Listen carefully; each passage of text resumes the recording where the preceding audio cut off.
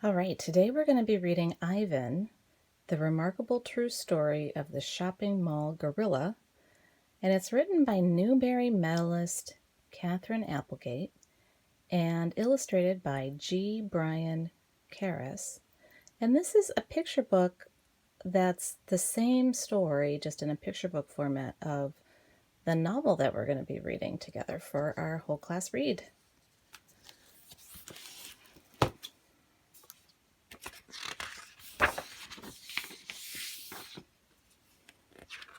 So here we see on the title page, we've got green leaves and a tree. And the dedication page says, "For everyone who loved Ivan." In leafy calm, in gentle arms, a gorilla's life began. The baby was born in a tropical forest in Central Africa.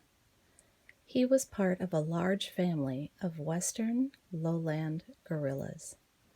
The troop included babies, juveniles, females, and a male leader, the silverback.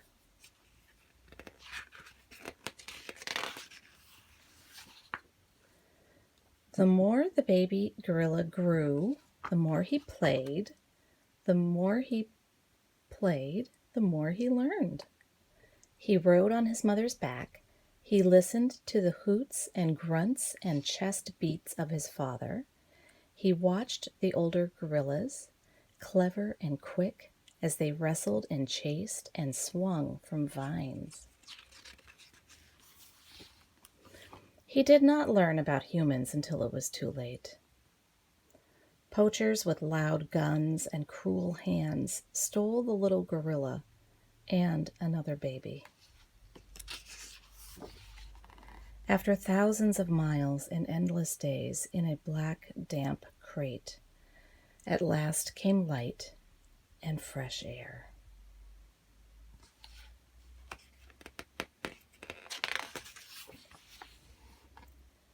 The jungle, green with life, was gone. The gorillas had traveled halfway around the world to Tacoma, Washington.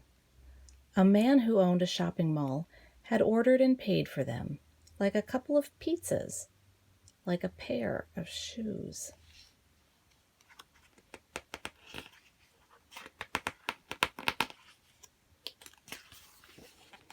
People cooed and laughed and held the babies. They dressed them in human clothes and fed them human food. The shopping mall owner ran Name the Babies contest. The winning names were Burma and Ivan.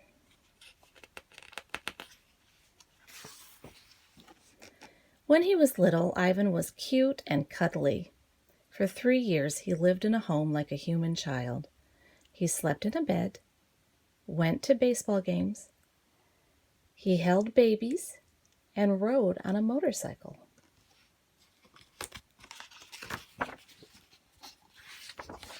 He had to learn many things gorillas in the wild don't ever need to know.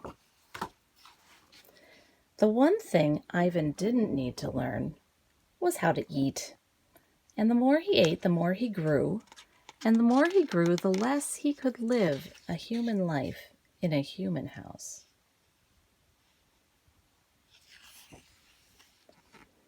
A cage in the mall became Ivan's new home. There wasn't much to do. Sometimes Ivan watched TV. Sometimes he played with an old tire. Sometimes he finger painted, signing the papers with his thumbprint. Mostly he watched the humans watching him.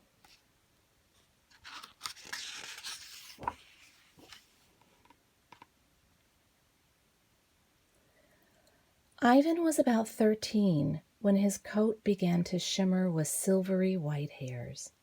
He'd grown into a silverback gorilla. In the jungle, he would have been ready to protect his family. But he had no family to protect.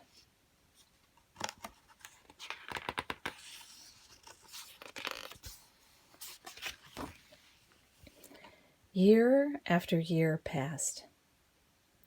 People began to grow angry about Ivan's lonely life. Children and adults wrote letters and signed petitions and held protests.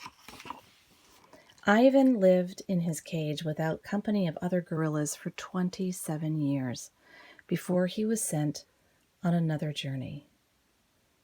This time the hands were gentle. Zoo Atlanta wasn't a jungle. It was a place with walls. Still, the breeze carried jungle sounds and scents. Scientists who understood the needs of gorillas helped Ivan to adjust slowly, carefully, gently to his new life. Finally, it was time. Was Ivan ready? Cameras clicked. Reporters watched. When Ivan stepped onto the cool green grass, sunlight gleaming on his silver hair, people cheered and laughed and wept with joy. Ivan, the shopping mall gorilla, was in a place with trees and grass and other gorillas at last.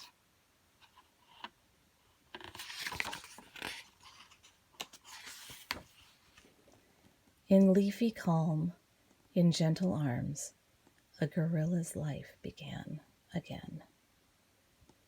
And there's a picture of the real Ivan looking at a flower at the Atlanta Zoo.